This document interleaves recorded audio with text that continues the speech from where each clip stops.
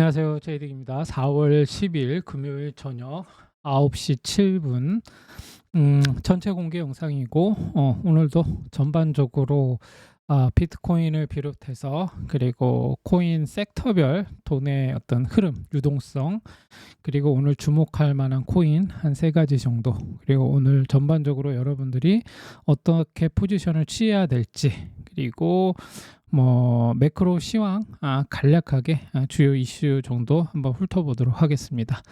먼저 비트코인을 한번 보겠습니다. 비트코인은 일단은 거래량은 뭐 계속 이제 좀 유지되고 있어요. 그래서 거래량이 많이 뭐 좀 줄기는 했지만 그래도 거래량은 기존의 수준 정도에서 좀 유지되고 있는데 강한 어떤 매수세나 돌파를 향한 어떤 그런 수급이 좀 부족하다 이렇게 보시면 되겠고 유동성도 마찬가지예요. 비트코인의 유동성은 이제 ETF 이제 자금 유입을 좀 보면 되겠는데 그걸 살펴보니까 ETF 자금 유입이 조금 둔화된 상태다. 그러니까 요거를 이제 어 평가해 보자면 이제 좀 관망세가 아닌가 뭐 이렇게 보시면 되겠고 심리 지수는 지금 공포도 아니고 과열도 아니에요. 그래서 지금은 심리 지수는 지금 중립 정도로 볼 수 있다.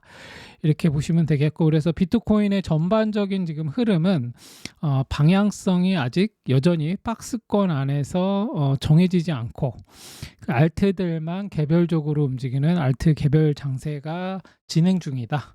이렇게 보시면 되겠습니다. 그래서 비트코인은 지금 요 박스권이에요. 제가 계속 말씀드렸지만 2월 6일 지난 2월 6일 이후로 계속 요 박스권 안에서 이렇게 움직이고 있는 상황이다. 그래서 제가 말씀드렸죠. 요 자리 75,900불대 그리고 여기 6만 불대. 그래서 비교적 이 바운더리가 뭐 그냥 뭐 나쁘지 않은 바운더리 안에서 움직이고 있다. 여기가 한 75,954불 정도 되거든요. 그래서 요 사이에서 지금 움직이고 있다라고 보시면 되겠습니다. 그래서 이제 얘가 하방으로 만약에 한 번 더 하락한다라고 할 때는 6만 불을 뚫고 내려가야 되는 거고 상방으로 조금 241선 있는 9만 불대까지 올라가기 위해서는 일단 요 75,954불을 돌파해야 된다. 그리고 제가 계속 얘기했지만 요거 구름대를 돌파해야 되죠.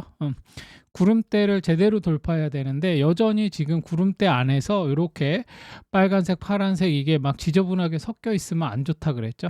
얘가 일단은 가려면 확실하게 뚫고 올라가서 이 구름대 상단에서 어딘가에서 계속 머물다가 이제 재차 다시 돌파하는 이런 흐름이 가장 이제 전반적으로 그 상승하는 어떤 흐름인데 지금의 이 캔들의 모양을 봐서는 일단은 그다지 뭐 이렇게 확신이 없는 그런 상황이라고 보시면 되겠고 일목균형표에서 이제 뭐 제가 과거에 요 차트 공부 영상에도 올렸지만 종종 언급했어요. 과거에 요 후행 스팬 요게 중요하다 그랬죠. 그러니까 다시 한번 이제 여러분 기억을 상기시켜서 한번 얘기하자면 일목균형표는 일목산인이라고 별칭 일목산인이라고 불린 일본의 이제 그 차티스트죠. 그분이 이제 만든 건데 일목균형표를 이제 우리 채널에서 이제 좋게 보는 이유는 좀 신뢰도 있게 보는 이유는 우리 채널은 기본적으로 엘리엇 파동을 통해서 추세를 보잖아요. 전반적으로 지금의 위치가 어떤 자리인지 이 엘리엇 파동을 통해서 추세를 본다면 이 엘리엇 파동이 단점을 드러내고 있는 시간 이 시간의 개념을 일목균형표가 보완을 해주기 때문에 일목균형표를 본다. 뭐 이런 얘기를 했었고 간단하게 일목균형표는 요 보라색 여기 있죠. 요 보라색으로 보여지는 요게 전환선이고 요 검정색 요거 있죠. 검정색이 기준선이에요. 그러면 전환선은 9일 동안의 평균인데 이게 이동평균선하고 좀 다르죠. 여기서 말하는 이 전환선은 9일이고 기준선은 26일인데 이 가장 9일 동안 가장 높은 종가 기준으로 가장 높은 가격과 가장 낮은 가격을 빼고 나머지는 다 버리는 거예요. 그래서 가장 높은 가격, 가장 낮은 가격 요 두 개를 더해서 2로 나눈 거야. 그렇게 보면 되겠습니다. 그래서 그게 이제 전환선인 거고 기준선은 26일 동안 가장 높은 가격, 그다음에 가장 낮은 가격 종가 기준으로 그거를 제외하고 나머지는 다 버리는 거예요. 그래서 그걸 이로 나눴을 때 이제 요 기준선이 딱 정해지는 거죠. 그리고 마찬가지로 요 후행 스팬은 52일이라 그랬죠. 52일 동안에 인제 후행해서 이게 인제 후행해서 인제 이렇게 얘가 찍히는 건데 이제 요게 후행 스팬이 일목균형표에서는 가장 중요하다 그랬죠. 근데 특이하게 요 인제 이 후행 스팬은 오늘의 종가에 찍히는 거예요. 오늘의 종가. 그래서 오늘의 종가에 따라가는 거예요. 그래서 지금 이제 종가가 이쯤이니까 얘가 여기에 있죠. 그래서 얘가 이제 종가가 올라가면 올라갈수록 인제 얘가 후행 스팬이 이 위로 올라오겠죠. 그러면 인제 여러분들이 보면은 다른 거는 다 모르더라도 여러분들이 기본적으로 알아야 되는 건 요 후행 스팬이 캔들 위에 있어야 되고 전환선과 기준선 위에 있어야 되고 반드시 이 구름대 위에 있어야 되는 거예요. 이럴 경우에 인제 이게 정배열의 조건이 갖춰지는 거예요. 그래서 가장 먼저 중요한 선제 조건은 이 지금 요거죠. 캔들 위에 후행 스팬이 있어야 돼 일단은. 근데 지금 요 모양을 봐서는 지금 이도저도 아닌 거야. 일목균형표를 놓고 보더라도 아직은 얘가 상방으로 간다라고 볼 수 있는 어떤 징후가 없어요 지금. 그래서 인제 결론적으로 놓고 보면 여기 75,000 이때가 언제였냐면 날짜를 보면 3월 17일의 최고점인 75,954 불을 돌파해서 얘가 올라간다면 그죠? 캔들이 여기에 있다라고 한다면 이제 후행 스팬도 일로 올라오겠죠. 그렇게 되면서 구름대를 상단을 돌파하려고 하겠죠. 그래서 이 구름대가 일종의 저항 역할을 하고 구름대 아래에 있을 때 똑같은 거예요. 저항과 지지의 역할의 어떤 그 메커니즘으로 보자면 이 구름대가 캔들이 구름대 아래에 있을 때는 이 구름대가 저항의 역할을 하는 거고 캔들이 구름대 위로 올라와 있을 경우엔 얘가 지지의 역할을 하는 거죠. 그런데 이 구름을 제가 인제 뭐 비행기에 비유해서 뭐 인제 얘기했는데 이 구름을 어떻게 뚫어야 되는가? 음봉 없이 양봉으로만 뚫는 게 중요하다. 요런 얘기를 한번 설명해 드린 적 있었죠. 그래서 요렇게 전반적으로 고런 것들을 고려해 보더라도 지금은 시간적으로 봤을 때 아직은 이게 상방이다. 방향이 정해졌다라고 보기는 어려운 것을 이 일목균형표도 보여주고 있다. 이렇게 보시면 되겠고 또 한 가지는 뭐 우리가 가끔씩 인제 요거만 놓고 보시는 분들도 있어요. 뭐냐면 이제 볼린저 밴드죠. 볼린저 밴드 같은 경우도 인제 요것도 인제 볼린저 밴드는 이 볼린저라는 사람이 만든 건데 요거는 인제 여기 가운데 이 볼린저 밴드의 요 가운데가 딱 20선이거든요. 일봉에서 20선하고 똑같은 역할을 해요. 그래서 요 상단, 하단 요게 있어요. 그래서 요 띠를 만들고 있거든요. 그래서 요 띠 안에서 요것도 인제 그 평균은 이제 이동 평균선의 응용이에요. 그래서 요걸 가지고 인제 보는 건데 이게 인제 가운데 이 20선을 중심으로 해서 이 위로 요렇게 있으면 요거는 인제 단기적으로 상승 추세인 거고 여기에서 이렇게 계속 놀고 있으면 얘가 인제 계속 우상향하면서 갈 가능성이 있는 거죠. 그런데 얘가 이 20선 아래로 내려와 있는 상황에서는 또 아래 방향으로 갈 수 있는 거예요. 그럴 때 인제 이 볼린저 밴드는 여러분들이 뭐 여러 가지 뭐 인제 뭐 이렇게 이거에 볼린저 밴드에 대해서 여러 가지 해석이 있는데 여러분들이 보는 거는 아주 간단하게 요거만 보시면 돼요. 이 볼린저 밴드의 이 상단 띠를 얘가 이렇게 치고 올라가서 얘가 이 띠를 치고 올라가서 그 위에 캔들이 이렇게 형성되면 얘는 반드시 한번 내려와요. 얘도 마찬가지로 이렇게 요때도 마찬가지죠. 요런 식으로 볼린저 밴드 하단을 이렇게 뚫고 내려가 버리면 얘는 반드시 올라와요. 이 위로 한번. 그러니까 고런 것만 좀 보시면 돼요. 그러면 볼린저 밴드를 통해서 내가 단기적인 매매나 수익 매매를 할 때는 볼린저 밴드를 통해서 여러분들이 힌트를 좀 얻을 수가 있겠죠. 그런 방식으로 볼린저 밴드를 활용하면 된다. 근데 이 볼린저 밴드를 이제 잘못 활용하게 돼서 이거를 중장기적으로 이걸 보면서 할 때는 여러분들이 대응하기가 힘들 거예요. 왜냐하면 그 뭐 MACD도 그렇고 이제 여러분들이 보조 지표를 볼 때는 되게 중요한 게 있어요. 이거저거 같이 막 복합적으로 짬뽕해서 보다 보면은 시그널이 제각각이거든요. 그리고 어떤 보조지표를 보느냐에 따라서 이게 매매 방식이 달라져요. 단타를 할 것인가, 장기를 할 것인가, 스윙 매매를 할 것인가, 뭐 이런 게 좀 달라지거든요. 우리가 엘리엇 파동 이론을 공부하면서 엘리엇 파동을 보는 거는, 이거는 엘리엇 파동은 단기적인 매매가 아니에요. 뭐 단기적으로 활용할 수도 있지만 이거는 추세를 보는 거기 때문에 중장기적으로 볼 때 엘리엇 파동 이론을 보는 거고, 그 다음에 나머지 이런 뭐 보조 지표 뭐 무수히 많잖아요. 우리가 여기서 보면은 지표들이 되게 많아요. 그죠? 여기 되게 많은데, 근데 이거가 보조 지표가 제가 예전에도 말씀드렸지만 많다는 거는 정확하지 않다는 얘기예요. 이게 다 이걸 활용하자, 뭐 스토캐스틱, 뭐 RSI 뭐 해서 뭐 이거저거 막 다 갖다 붙이는데, 그러면 안 돼요. 여러분들이 어떤 보조 지표를 본다라고 할 때는 그거 하나를 보고 그거 하나가 주는 시그널에 맞게 여러분들이 매매를 해야 돼요.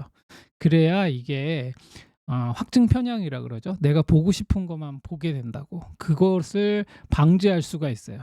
근데 보조 지표를 이거저거 너무 많이 깔아놓고 이렇게 하다 보면은 분명히 뭐 MACD에서는 하락 시그널이 나왔는데 딴 걸 보니까 이제 또 이게 아니야, 상승할 수도 있어, 뭐 이러면서 막 중첩적으로 해서 막 내가 원하는 것만 보는 방식으로 보다 보면은 그 보조 지표가 아무 의미가 없어져요. 그러니까 그런 식으로 여러분들이 매매를 하지 않아야 된다.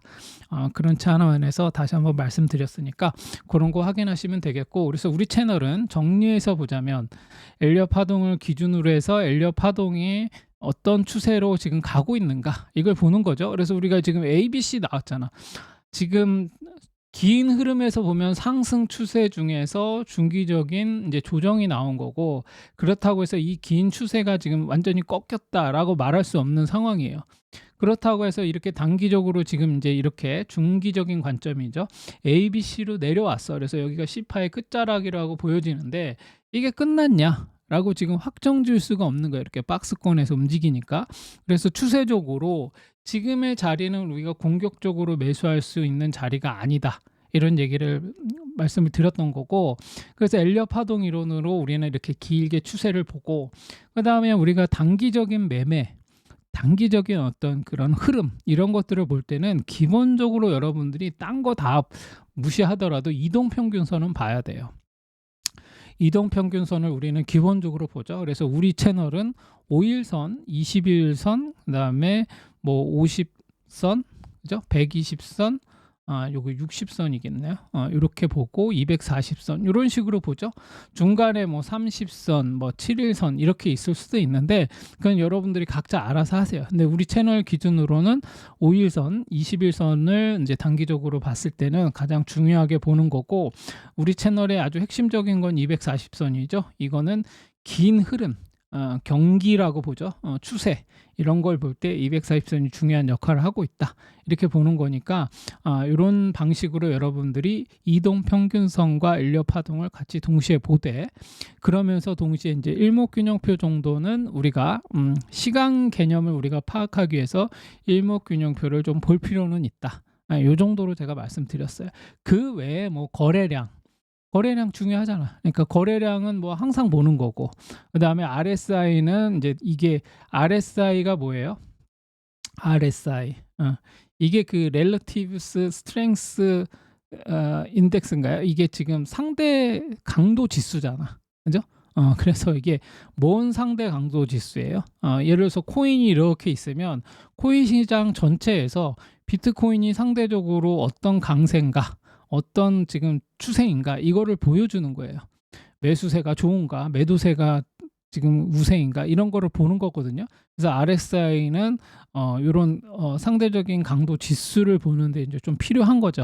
그래서 이게 캔들의 어떤 방향과 RSI의 방향을 같이 보면서 다이버전스도 확인하고 뭐 이런 식으로 보는 거죠. 그래서 여러분들이 이런 것 정도는 기본적으로 파악하고 기술적 분석을 볼 필요가 있다.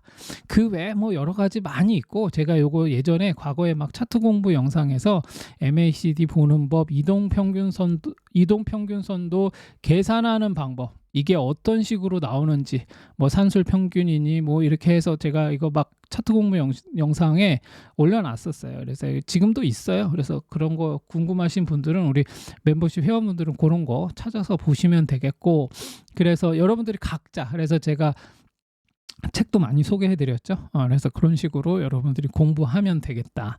그래서 비트코인을 다시 한번 제가 이제 좀 사설이 길었는데 결론적으로 놓고 보면 지금은 이도 저도 아닌 거예요. 박스권 안에서 움직이고 있는 거고 아직 방향이 정해지지 않았다. 그리고 여전히 유동성은 그다지 센 편은 아니다. 수급이 조금 둔화된 상태다. 이렇게 정도로 보시고, 얘가 상방으로 가기 위해서 최소 조건은 75,954불을 돌파해야 된다. 이렇게 보시면 되겠고, 그 다음에 지금 섹터별 돈의 흐름을 한번 좀 보면 섹터별 유동성이죠. 요걸 좀 보면 지금 이제 뭐 여전히 AI 쪽은 강하니까 AI하고 지금 인프라 쪽에서 오늘 기준으로 보면은 요쪽이 좀 강세죠. 그래서 카이토, 뭐 사하라 AI, 렌더 토큰 뭐 이런 것들이 조금 좀 강세고, 그 다음에 이제 섹터는 온체인 데이터, 뭐 오라클, 이런 쪽이 좀 강세예요. 그래서 온톨로지 가스하고 뭐 온톨로지 뭐 이런 게 조금 강세인 거죠. 이거는 지금 유동성 측면에서 그렇다는 거예요. 그렇다라고 한다면 유동성이 좋다라는 거는 거래량을 여러분들이 체크해 보면 돼요. 오늘 거래 대금이 얼마나 들어왔고 얼마나 빠지고, 그래서 거래량을 좀 보는 거예요. 그래서 그걸 보시면 유동성을 우리가 좀 체크해 볼 수 있다.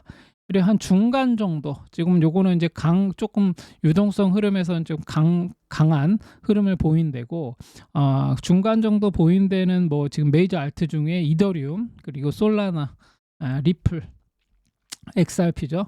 이렇게 정도 있고, 디파이 계열 컴파운드나 에이브 이런 것들이 지금 유동성은 좀 한 중간 정도 되는 거고, 그다음에 이제 조금 이제 약세, 유동성이 좀 약세 있는 애들은 이제 지금 밈코인이 그렇게 좋지가 않아요. 밈코인 대표적인 게 뭐예요?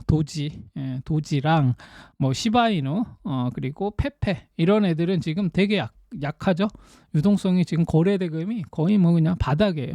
그런 상황이고, 레이어 2 계열, 아비트럼이나 옵티미즘 조금 이제 오늘 기준으로 봤을 때는 좀 많이 약세로 돌아선 편이다. 이렇게 보시면 되겠고, 그 다음에 이제 오늘의 이제 코인, 오늘 기준으로 했을 때 이제 뭐 한 3개 정도 골라보자면, 저는 이제 솔라나하고 카이토하고 그리고 블러, 이렇게 3개 정도 되는데, 솔라나 같은 경우는 일단은 거래량이 좋아요. 거래량이 좀 견조한 편이고, 그리고 ETF가 지금 이제 기대감이 계속 여전히 이제 완전히 삭제되지 않은 상황에서 좀 기대감이 지속되고 있다. 이렇게 보시면 되겠고, 그래도 상대 강도도 나쁘지 않죠. 뭐 한 요 정도면 중간 정도 수준이에요. 그래서 솔라나는 한번 좀 볼 필요 있다. 그래서 여러분들이 솔라나를 잘 지켜보고 계시다가 이제 얘가 우리 채널 기준으로 나오는 매수 타점이 나오면 이걸 한번 노려보면 되겠고, 그 다음에 카이토 같은 경우는 뭐죠? AI 섹터의 대표적인 것 중에 하나죠. 그래서 카이토 같은 경우도 최근에 이제 거래 대금이 이제 집중 유입되는 게 보였고, 그리고 단기 모멘텀도 나쁘지 않았죠. 근데 지금 이제 각도는 그다지 뭐 이렇게 좋다라고 볼 수는 없어요.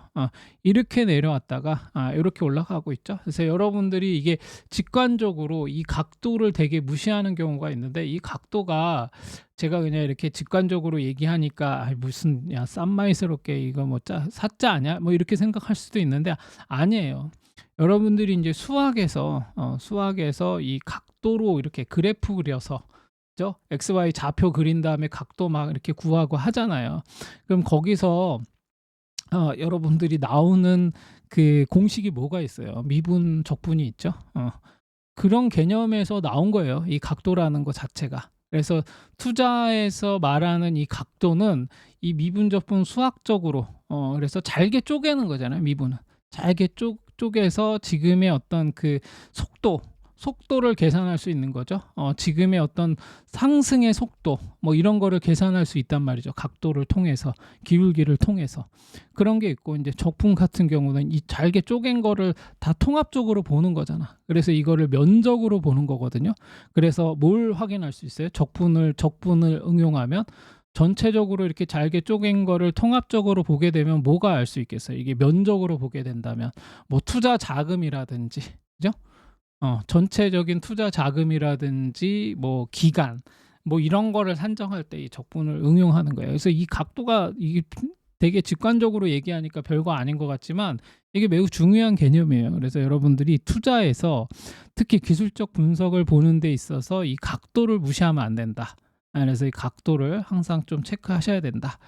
그래서 이 각도를 잘 보시면 되겠습니다. 그래서 카이토는 어찌 됐거나 계속 지금 5일선 물고 상승 중이에요. 그래서 지금 이제 여기 이렇게 20선 아래에서 이렇게 좀 말아 올렸는데 여기 이제 어떻게 되는지 좀 확인하시면 되겠죠. 그래서 요것도 카이토도 계속 뭐 거래 대금이라든지 단기 모멘텀이 나쁘지 않으니까 얘도 한번 잘 노려보면서 타점을 좀 보면 되겠다.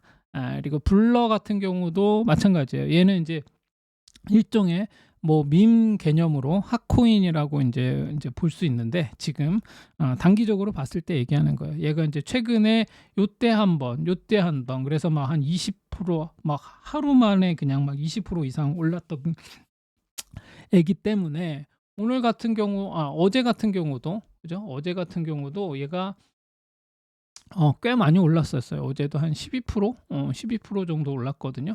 그래서 지금 저점 대비해서 저점이 최저점이 28원인데 최고점이 37원이었어요. 되게 막 20% 이상 오른 거잖아요. 그래서 이런 정도로 블러가 좀 올랐었고, 그래서 얘는 이제 NFT 거래소 테마 자금이 좀 유입되고 있는 거 아닌가, 이렇게 전망을 분석을 했고, 그래서 단기 과열을 조금 주의할 필요는 있는데, 여러분들이 이제 이렇게 급등하는 이런 애들은 이제 여러분들 잘 보셔야 되는 게, 제가 캔들의 개념으로 캔들에서 이제 여러분들이 단기 매매할 때 항상 보는 게 이렇게 양봉이 있어. 전일에 이렇게 양봉으로 쫙 장대 양봉이 만들어졌어. 그러면 얘가 다시 그 다음에도 연속적으로 이어져 가려면 몇 가지 조건이 있어야 되는데, 첫 번째로는 일단 얘가 꼭지를 따면 안 돼. 꼭지 개념은 다 알고 있죠. 요거는 여러분들이 꼭지라는 거는 전일의 최고점보다 더 높은 데를 꼭 최고점을 찍은 다음에 음봉으로 전환하면서 바디가 겹치고 하면 이게 꼭지라고 했죠. 요런 모양이 나오면 일단 안 좋아. 이러면 나와야 돼. 일단 단기적으로 급등했다가 빠질 경우에. 그리고 두 번째, 그렇게 됐다라고 하더라도 이 전일에 이 양봉의 반을 지켜야 돼. 이 반이 깨지면 안 돼. 근데 이때 보세요. 반이 깨졌죠? 그러니까 쭉 한번 5일 동안 조정받은 거야. 그러면서 다시 이렇게 조정받고 다시 상승으로 전환하려면 어떻게 돼야 돼? 이 50%를 다시 얘가 이렇게 내려왔다가 치고 올라가야 돼. 그래서 이 50%가 지지되면서 갈 때 이 50%가 계속 지지가 된다. 또 밑으로 다시 한번 안 내려간다. 이렇게 되면 또 한번 재차 상승할 여력이 있다 그랬죠. 그러니까 요거를 좀 확인하시면 되겠다. 그래서 단기 급등한 애들은 이렇게 위에 막 추격 매수하는 거 아니에요. 그러면 이제 물려. 그래가지고 힘들게 하다가 이렇게 길게 추격 매수 이렇게 했다가 물리면 이렇게 길게 이제 이렇게 물려 있다가, 그죠? 탈출을 못해. 계속 힘들게 하니까. 그래서 그런 상황이 될 수 있으니까 단기 급등하는 애들은 절대로 이게 더 갈 것 같다 싶어도 기술적으로 우리가 분석하면서 매매를 할 경우에는 이런 식으로 추격 매수를 하면 안 된다. 이렇게 보시면 되겠습니다. 그래서 오늘 솔라나, 카이토, 블러 요거 세 가지 종목을 제가 한번 뽑아봤고, 그래서 오늘 이제 결론적으로 이제 여러분들이 이제 코인 시장에서 여러분들이 하면 안 되는 거. 급등, 지금 블러같이 이렇게 밈코인들 뭐 갑자기 급등해서 올라가는 애들은 절대로 추격 매수하지 않는다. 이게 여러분들이 오늘 하지 말아야 될 것이고, 이거는 오늘뿐만 아니라 언제든 좀 동일해요. 그리고 비트코인이 아직 이렇게 방향이 안 나온, 지금 비트코인이 이렇게 지금 박스권 안에서 이렇게 방향이 정해지지 않은 상황에서 여러분들이 그냥 무지성으로 그냥 묻지마 매수, 장기 매매, 이 장기 매매는 이렇게 인체 장기가 아니라 길게 매매하는 거는 안 된다. 그리고 그다음에 반드시 이렇게 박스권 안에서 움직일 때는 레버리지로 여러분들이 과매수하는 거는 되게 위험하다. 이거는 반드시 지켜야 돼요. 이거는 기본이야, 기본. 여러분들 학교 가는데 필기구 안 가져가고 책도 안 가져가고 노트 안 가져가는 거 똑같은 거야. 그러니까 이거는 여러분들이 이런 상황일 때는 반드시 요걸 지켜야 된다. 그리고 또 한 가지, 오늘 여러분들이 또 한 가지 반드시 지켜야 될 건 뭐냐면 거래량이 없어요. 거래량이 없는 자발트는 들어가면 안 된다. 기약 없어요. 이제 그런 뭐 내가 돈이 되게 많아. 돈이 되게 많아 가지고 뭐 거래량 없는 저점에서 내가 이걸 일단 그냥 조금 이렇게 매수해 놨다가 뭐 한 달이든 두 달이든 한번 펌핑 나오면 나오겠다. 뭐 이런 식으로 하는 것까지 제가 말리고 싶지는 않은데 어찌 됐거나 거래량 없는 자발트를 진입하는 거는 위험하다. 별로 재미를 볼 수가 없을 가능성이 높다. 이렇게 보시면 되겠습니다. 그래서 결론적으로 다시 한번 정리하자면 비트코인이 박스권에 이렇게 있기 때문에 현금이 있다라면 현금 비중을 계속 유지하면 되겠고, 알트코인 같은 경우는 AI 섹터를 중심으로 해서 단기 대응만 하시면 돼요. 단기적으로 상승할 만한 애들은 단타로 들어가서 수익을 내고 나오면 된다. 그리고 추격 매수는 절대로 하면 안 되고, 눌림목이라고 하는 여러분들이 이제 잘못 알고 있는데 눌림목 매수라는 것 자체가 사실은 없어요. 근데 여러분들이 이제 이제 과거에 일본에도 이제 차티스트들 많잖아요. 트레이더들 많다고. 근데 이런 분들이 뭐 이제 책에서 뭐 눌림목 매매니 뭐니 이제 이런 얘기를 하는데, 이런 거는 여러분들이 함부로 따라할 수 있는 게 아니야. 근데 이제 눌림목, 대표적인 눌림목이 뭐예요? 5일선에 붙여서 사거나 20일선에 붙여서 사는 거를 눌림목 매매라고 말할 수는 있어요. 근데 이제 이런 거는 가능하긴 한데 대응을 빨리 해야 돼. 5일선에 붙여서 샀는데 5일선을 깨면서 얘가 아래로 방향 잡으면 빨리 손절하고 나와야 돼요. 그렇기 때문에 이 눌림목은 여러분들이 빨리 대응을 해야 되는데, 코인은 단점이 뭐예요? 24시간 돌아가기 때문에 내가 자고 있는 동안 내려가면 눌림목 매매를 했는데 방향이 하방으로 잡았을 때 대응이 안 돼. 그래서 대부분의 이런 그 트레이더들은 어떻게 해요? 눌림목 매수를 했을 때 스탑로스를 건단 말이지. 그죠? 마이너스 3%에 그냥 매도를 걸어 놓거나 마이너스 5% 내지는 마이너스 10% 이런 식으로 스탑로스를 걸어 놓고 매수를 한단 말이죠. 근데 그게 아니라 뭐 가겠지, 아니면 뭐 빠지면 나오지 뭐 이렇게 했다가 쭉 빠져버리며, 그죠? 코인은 뭐 하루만 해도 막 10% 20% 빠지는 경우도 생기잖아. 특히나 자발트들은 그게 심해요. 그래서 그런 것들은 여러분들이 반드시 유의해야 된다. 이렇게 보시면 되겠고, 전반적으로 오늘 이제 매크로 시황 같은 경우 나스닥은 한 0.8% 이런 정도 이제 마감했었고, 반도체가 나스닥은 여전히 강세고, 아마존이 AI 칩 판매 확대 발표를 했죠. 그래서 AI 인프라 쪽이 계속 강세고, 그리고 필라델피아 반도체 신고가 경신했죠. 그리고 국내 증시에서는 지금 이제 외국인들이 대형 반도체 매도가 계속 나오고 있어요. 이게 지속되고 있다. 이것도 이제 조금 특이할 만한 점이니까 이런 것들. 국내 증시에서는 반드시 외국인 수급을 항상 체크해야 돼요. 이게 되게 중요한 역할을 하기 때문에, 그래서 지금 국내 증시에서 외국인이 대형 반도체 매도가 지속되고 있기 때문에 이것도 여러분들이 예의주시해야 된다. 그리고 오늘 같은 경우는 사실 그 반도체 눌림목 매수가 뭐 나쁘진 않은 상황이긴 했는데, 조금 전에 말씀드렸듯이 특히 이제 국내 증시 같은 경우는 장 시작해서 한 10시, 그 다음에 14시, 15시 요런 사이에서의 매매가 가장 보편적으로 안전한 시간대예요.